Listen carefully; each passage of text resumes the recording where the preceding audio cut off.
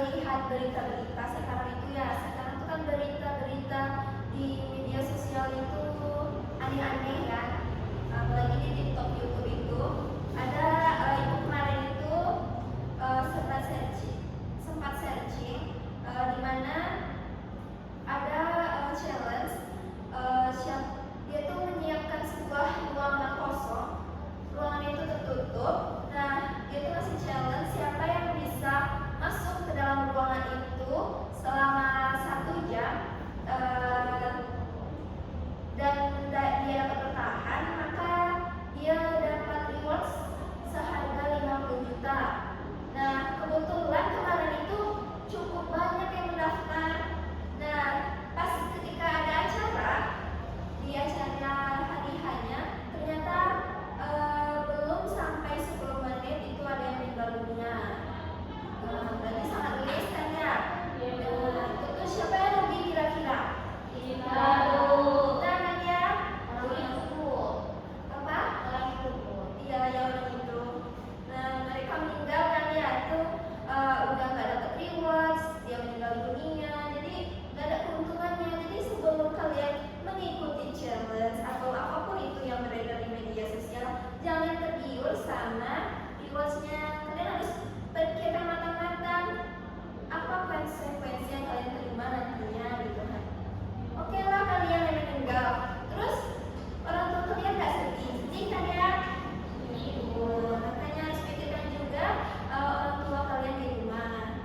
Nah, seperti mana Nabi Muhammad SAW pernah bersabda yang diriwayatkan oleh hadis riwayat Bukhari nomor 6412 dari Ibnu Abbas.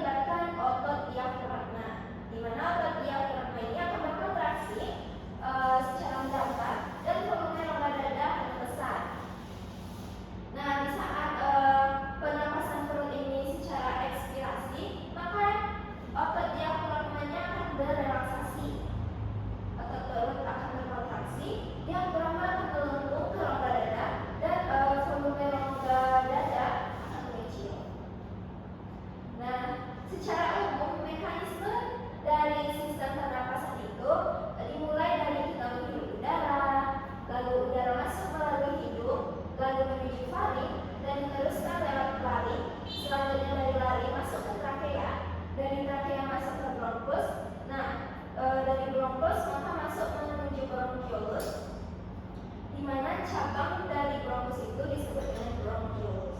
Nah, dari bronchiolus udara akan diteruskan menuju paru-paru. Nah, di paru-paru inilah terjadinya pertukaran karbon dioksida dan oksigen di dalam tubuh Anda.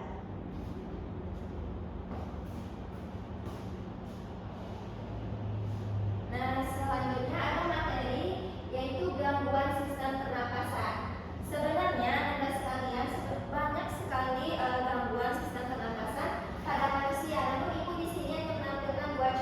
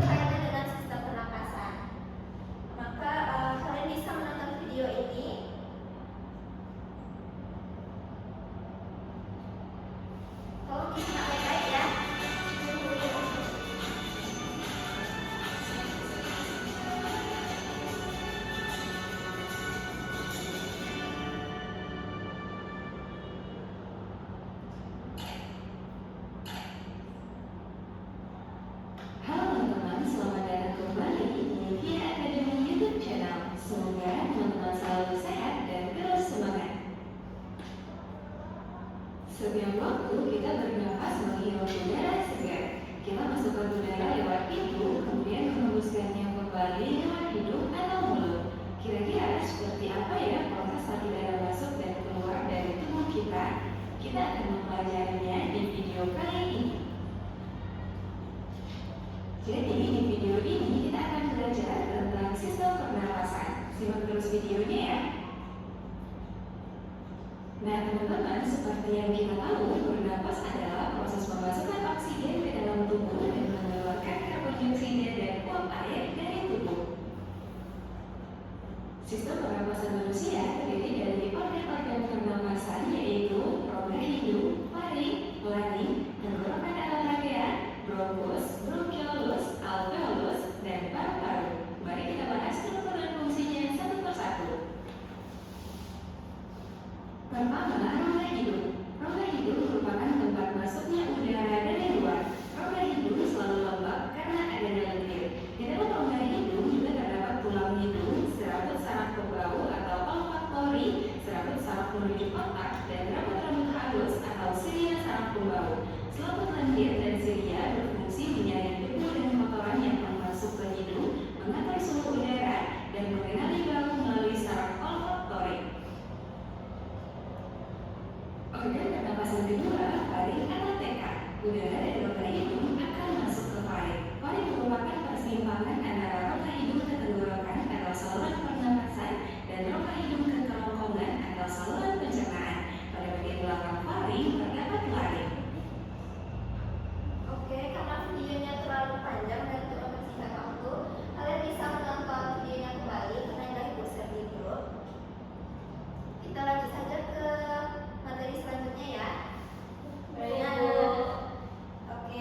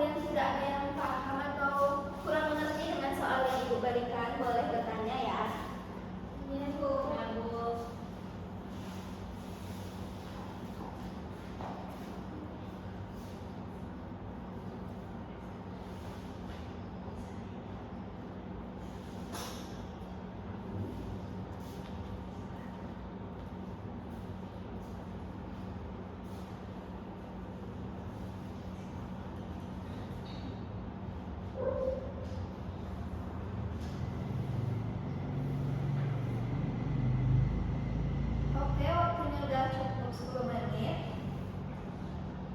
Untuk studi kasus nomor 3, silakan maju ke depan. Oke, silakan maju Astrid.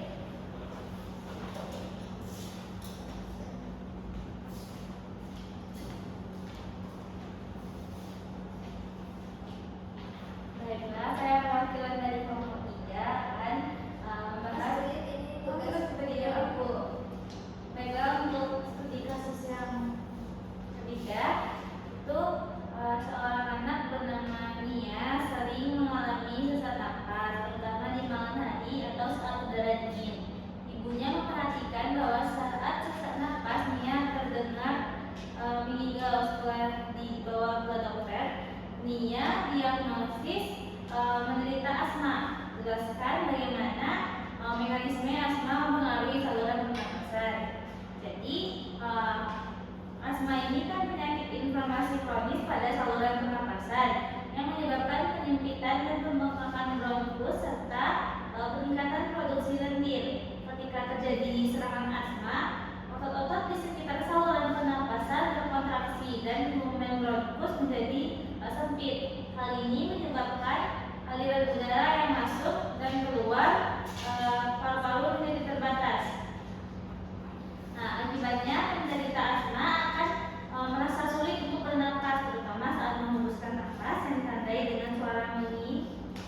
Pemicu asma bisa berupa alergen, udara dingin, aktivitas fisik, atau stres. Penggunaan inhaler, bronchodilator atau obat antiinflamasi dapat membantu meredakan gejala dengan melebarkan saluran pernapasan dan mengurangi keredaman.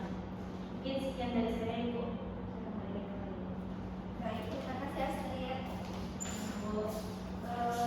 Untuk studi kasus yang selanjutnya itu saya minta membahas studi kasus nomor 1. Ada dari silakan.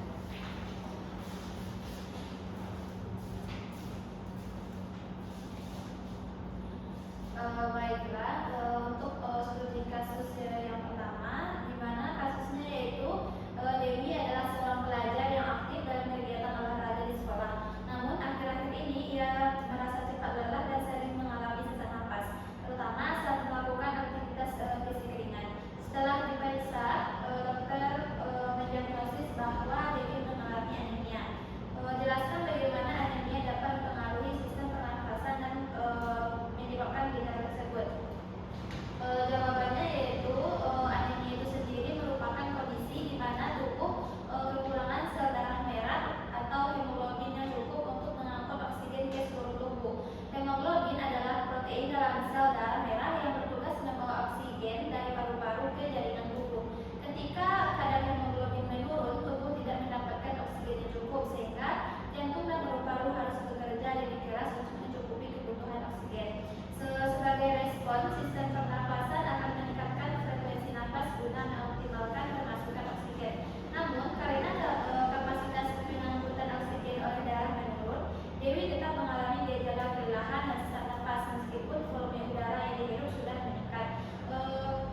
Kondisi ini menunjukkan bahwa masalah pernapasan tidak hanya berkaitan dengan paru-paru, tetapi juga dengan sirkulasi oksigen dalam darah. Baik, sekian yang dapat saya sampaikan, saya kembalikan kepada Ibu. Terima kasih, Tila. Untuk studi kasus selanjutnya, saya minta studi kasus yang kedua.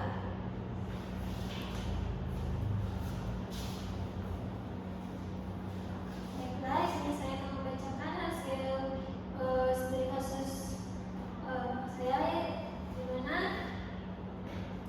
soalnya yaitu Riko bekerja di sebuah pabrik yang memproduksi bahan kimia. Setelah beberapa bulan bekerja, ia mulai mengalami batuk berkepanjangan, iritasi tenggorokan, dan rasa terbakar saat bernapas. Dokter menyatakan bahwa Riko mengalami iritasi saluran pernapasan akibat paparan zat kimia. Jelaskan bagaimana paparan zat kimia berbahaya dapat mempengaruhi sistem pernapasan. Jawabannya yaitu paparan jangka panjang terhadap bahan kimia berbahaya seperti amonia, klorin atau asap industri dapat menyebabkan iritasi pada lapisan mukosa